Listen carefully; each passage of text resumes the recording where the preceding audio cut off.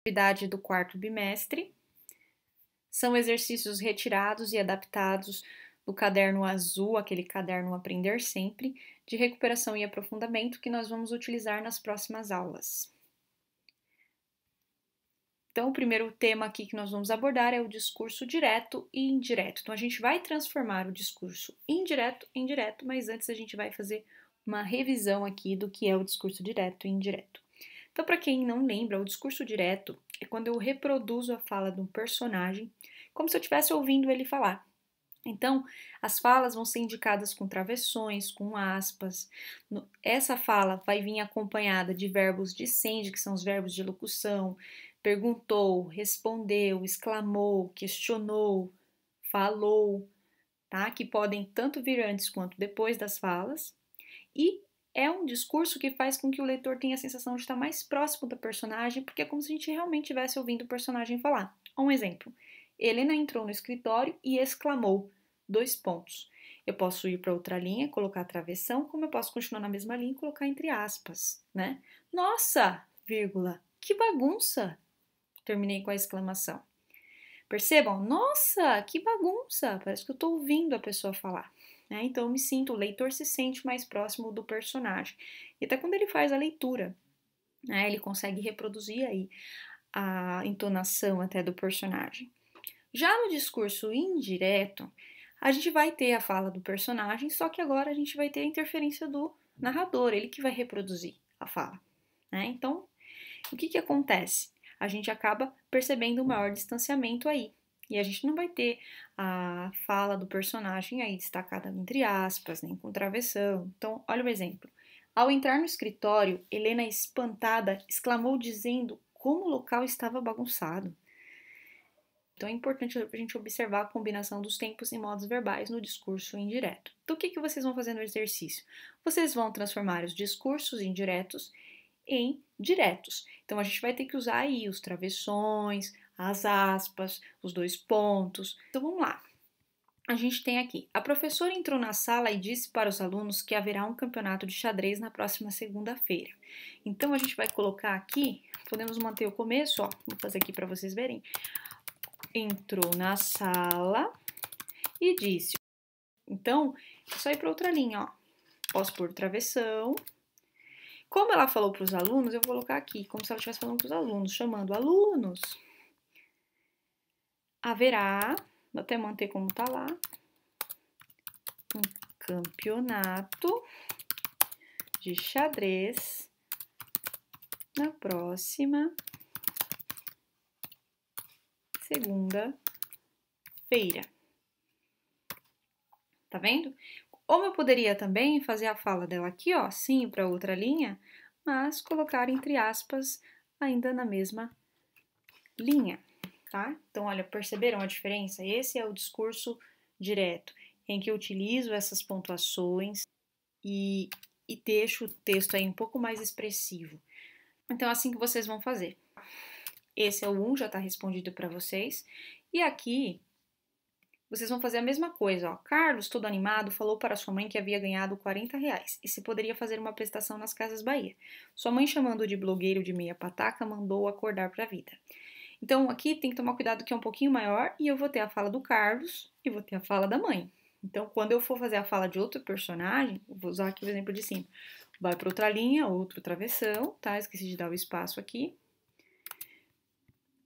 E coloca a fala do outro personagem que está falando.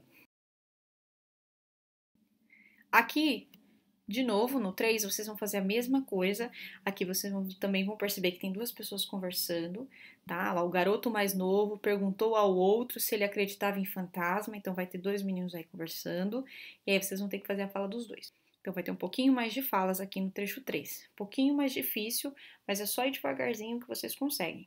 E utilizem as pontuações, as vírgulas, as exclamações, para dar mais expressividade para o texto e para que a gente possa compreender o que vocês escreveram. Planejando um conto de mistério. Então, na aula passada a gente falou muito sobre o conto de mistério, a gente lembra do conto da Maria Angula, super divertido, super bacana. Então, a gente vai planejar a escrita de um conto e produzi-lo, claro.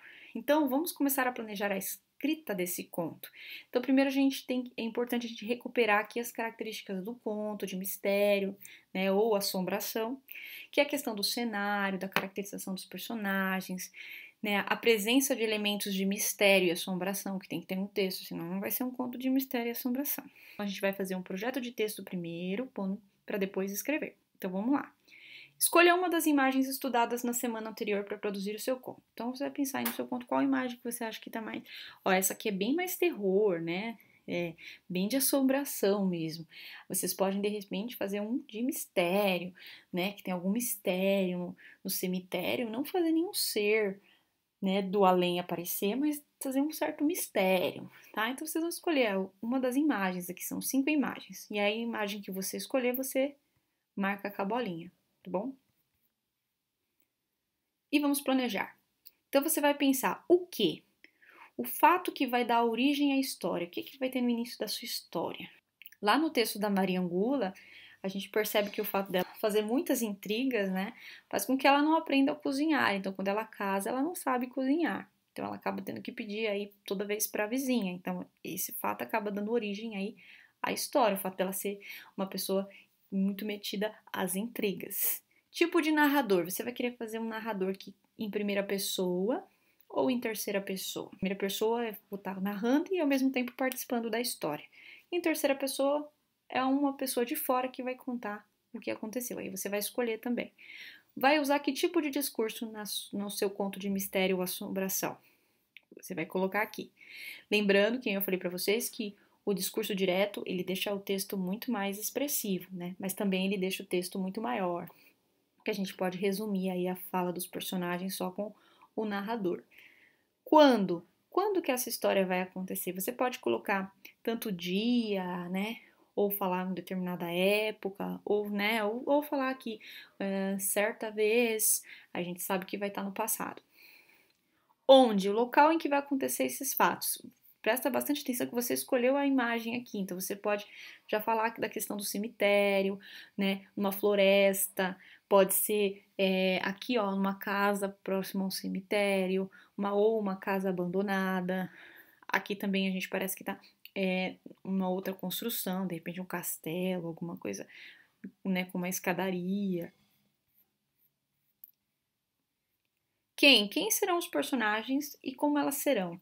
Então, pensa aí nos 2, 3 personagens para compor a sua história, dê nome a elas, fale das características, né? Por exemplo, a Maria Angula gostava de intrigas e também ela era um pouco orgulhosa, ela não dava o braço a torcer que não sabia cozinhar, ela sempre dizia, isso eu já sabia, né? Então, ela era muito orgulhosa. Enredo. Como se desenvolverá a história do conto? O que vai acontecer no começo? O que vai acontecer no meio, né? Que vai complicar? E como que a história vai terminar? Esse é o enredo. Você vai colocar aqui, então você já tem que pensar antes de começar a escrever. Eu vou fazer o mistério de uma menina que foi no cemitério. Então tem que pensar, ela vai ser no cemitério, ela vai ter ido até o cemitério, ela vai ouvir vozes, o que vai acontecer? E no meio, né?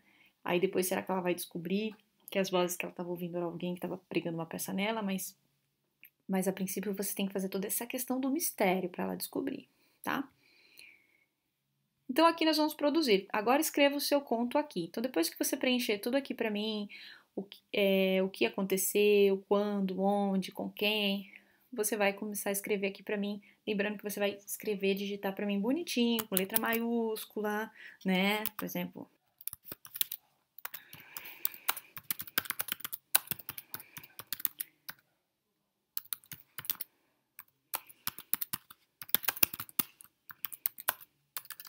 tá?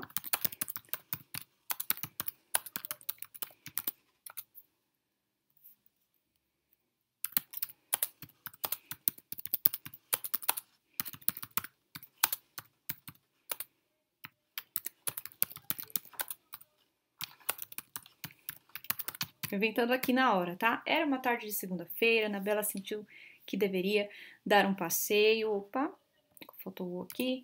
E quando viu, já estava no cemitério. Então, terminou, vai para outra linha, vai fazer o discurso direto, coloca o travessão, né? Se o personagem está fazendo uma pergunta, usa interrogação, se ele está espantado, exclamação. Então, a exclamação serve para os sentimentos, né? Alegria, dor, tristeza, né? Uma mudança na entonação da fala, eu posso utilizar a exclamação, tá bom?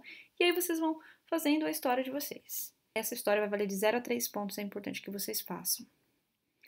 Leia os textos a seguir e depois responda as atividades. Nós vamos voltar a falar sobre os tipos de linguagem existentes, a linguagem formal, a informal, tá? E a gente vai também falar sobre alguns gêneros textuais. Então, vocês vão ler aqui, ó, já tá falando aqui o texto 1, Nerdson não vai à escola. Texto 2, texto 3, tá? Tá vendo? Ó, tem o título e tudo mais. Aí você vai responder. Qual é o gênero textual dos textos lidos? Lá já tem a dica se é um conto, se é uma história em quadrinhos, se é uma tirinha de humor ou se é uma charge. Só assina lá. Que características esses textos têm em comum em sua constituição? Por exemplo, supomos que eu fale que isso aqui é um conto, né? O que tem que ter no conto? Tem personagens, tem, né? E aí você vai dizendo o que então tem nesse tipo, geralmente sempre tem nesse tipo de texto. Você vai colocar aqui. Geralmente, em que tipo de suporte esse texto é publicado? Livros didáticos, livros que são feitos para estudo, jornais e revistas, blogs e televisão, livros infantis e enciclopédias, que são aqueles livros parecidos com um dicionário gigante, né? A gente encontra de tudo, definição de tudo, explicação de tudo. Para quem se destinam esses textos, né? Para que público é feito esses textos?